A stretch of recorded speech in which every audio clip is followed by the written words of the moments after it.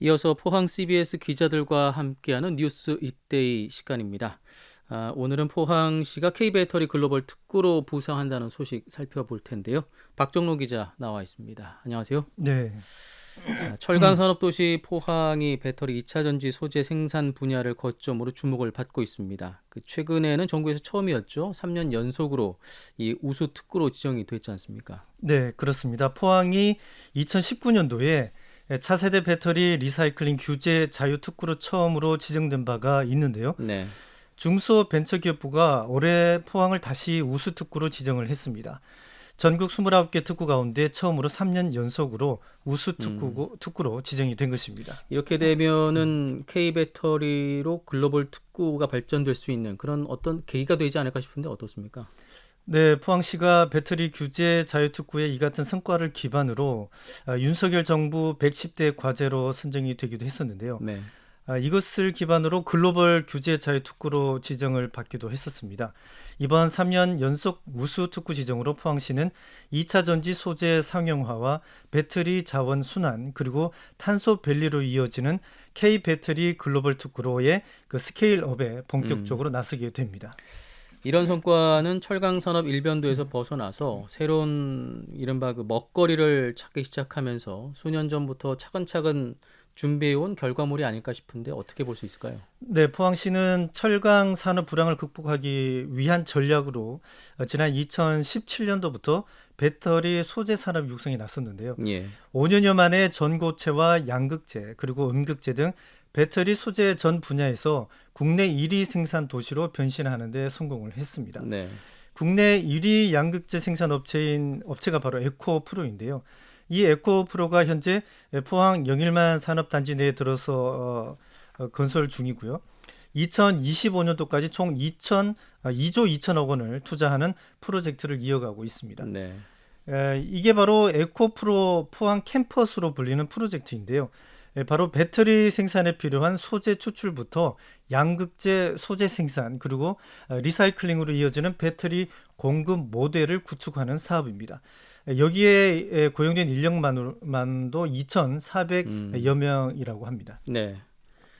에코프로 외에도 또 음극재를 생산하는 포스코 케미칼을 비롯해서 그 많은 업체들이 포항이 그 배터리 특구로 자리를 잡는 데 있어서 많은 또 역할을 하고 있지 않습니까? 그렇습니다. 이 포항 블루밸리 국가산업단지에는 포스코 케미칼이 현재 인조 흑연 음극재를 생산을 하고 있는데요. 네. 이 밖에 에코프로와 포스코 케미칼 그리고 GS건설 등이 이러한 관련 사업에 투자한 금액이 현재까지만 해도 3조 5,500억 원에 이릅니다. 그런가 하면은 GS건설이 현재 영일만 4산업단지에 2024년도까지 약 1,000억 원을 들여서 리사이클링 공장 건립도 추진을 하고 있습니다. 예. 포스코 케미칼의 경우는 그 지난 4월이었죠. 양극재 생산 라인 건설에 들어갔지 않습니까? 그렇습니다. 지난 4월부터 차세대 전기차 배터리 핵심 소재인 이 하이 니켈 양극재 생산 라인 건설에 들어갔습니다. 예. 현재 양극재 포항 공장은 약 2,900억 원이 투입이 됐고요. 연산 3만 톤 규모로 지어지는데 이 면적만 해도 영일만 4산업단지의 12만여 제곱미터에 달합니다. 네. 오는 2024년도에 가동을 목표로 하고 있고요. 향후에 추가 투자를 통해서 2025년도에는 약 6만 톤까지 생산 능력을 확대할 계획입니다. 이 양극재 6만 톤은 이 고성능 전기차 약 60만 대 이상이 사용할 수 있는 양이고요. 현재 기준 연간 매출로 따져봤을 때는 약 2조 5천억 원에 달하는 규모입니다. 예. 자, 이런 배터리 기반 산업을 바탕으로 포항의 경우는 배터리 재활용 시장에 또 본격적으로 나설 계획을 갖고 있습니다. 그렇습니다. 포항시가 전기자동차 폐배터리 팩 로봇 해체 작업 기술 개발을 비롯해서 로봇 작업자의 실시간 작업 상황 인식 그리고 충돌 방지 등 안전 확보 기술 개발을 비롯해 로봇을 활용한 다양한 배터리 재활용 시장 선점에도 본격적으로 나설 계획을 갖고 있습니다. 예. 이 배터리 재활용 사업은 배터리 그 폐배터리에서 리튬과 니켈 그리고 코발트 등의 이 고가의 희귀 금속을 추출하는 것인데요. 이 국내 전기차 폐배터리팩 해체 공정은 이 작업 중 사고 위험성도 높은 데다가 아직은 모든 과정을 인력에만 의존하고 있는 실정입니다. 예. 앞서도 이런 그 배터리 산업이 새로운 먹거리라는 말씀을 드렸는데 지금 전 세계적으로 이런 배터리 시장은 어느 정도 규모가 될까요? 네, 현재 세계 배터리 재활용 시장 규모를 보면은요, 지난 2020년도에 4천억 원에서 예. 2040년도에는 87조 원대로 음. 이 급행장할 것으로 전망이 되고 있습니다. 그런가 하면 국내의 경우는 오는 2030년도에 전기차 보급 전망치가 약 300만 대를 능가할 것이다라고 지금 조사로 나와 있는데요. 이를 감안하면 이 사용 후 배터리 재사용 시장이 약 14조 원, 그리고 예. 재활용 시장은 18조 원 규모로 각각 급증할 전망입니다.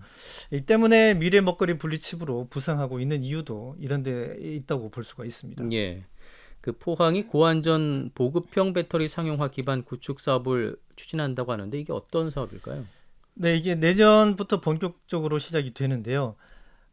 포항의 2차 전지 종합관리센터의 이 보급형 배터리 상용화를 위한 이 신뢰성과 안전성, 이 시험 평가를 하는 인프라를 구축하는 사업입니다. 예. 향후 3년간 100억 원이 투자가 되고요.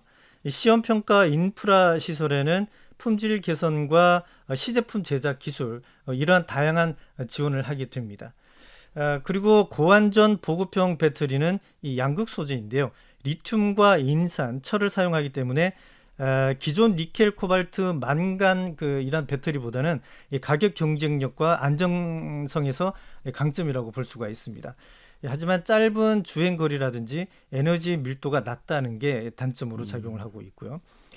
따라서 경상북도와 포항시가 이 보급형 배터리의 기술 개발 그리고 시험 분석 평가 등에 특화된 인프라를 선제적으로 구축하겠다라고 나서고 있는데요. 향후에는 관련 시장도 선도해 나갈 계획이다라고 밝히고 있습니다. 이와 관련해서 그 전문적인 인력들, 배터리와 관련된 전문 인력을 양성하는 것도 좀 중요할 것 같은데요. 네, 그렇습니다. 아직까지는 이게 양성 기관이 없습니다. 예. 포스코 케미칼이 포스텍과 배터리 소재 전문 인력 양성에 직접적으로 뛰어들었는데요. 네.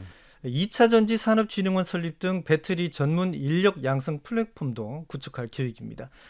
여기에 포항시가 2030년도까지 약 총 10조 원의 배터리 전문 기업을 또 향후 유치한다는 계획을 갖고 있는데요.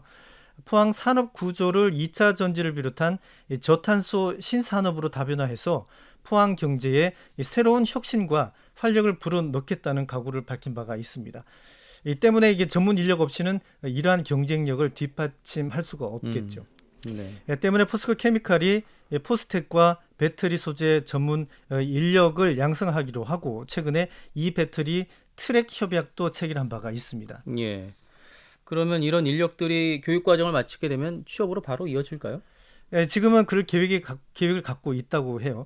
올 하반기부터 포스텍의 에너지 소재 대학원을 통해서 석박사 과정 우수 인재를 이 배터리 트랙으로 선발을 하게 되고요. 예. 이 학생들은 배터리 소재 기초 연구와 함께 포스코 케미칼의 산업 현장을 탐방하고 과제에 참여하면서 다양한 현장 중심의 연구를 수행하게 됩니다. 이 학위 과정에 드는 그 등록금 전액과 장학금은 포스코 케미칼이 전액 지원을 합니다. 이들이 학위 과정을 마치게 되면 포스코 케미칼 연구소 등에 채용될 계획입니다. 예. 이러한 과정은 K배터리의 미래 경쟁력 확보에도 도움이 될 텐데요. 선발된 학생들이 배터리 소재 산업계를 이끌어 갈 수 있도록 핵심 인재가 될 수 있도록 성장하고 글로벌 무대에서 활동할 수 있도록 앞으로 다양한 지원이 필요하다 하겠습니다. 예. 자, 포항이 K배터리 글로벌 특구로 뜬다는 소식 살펴봤습니다. 뉴스 이데이 박정로 기자였습니다. 소식 고맙습니다. 감사합니다.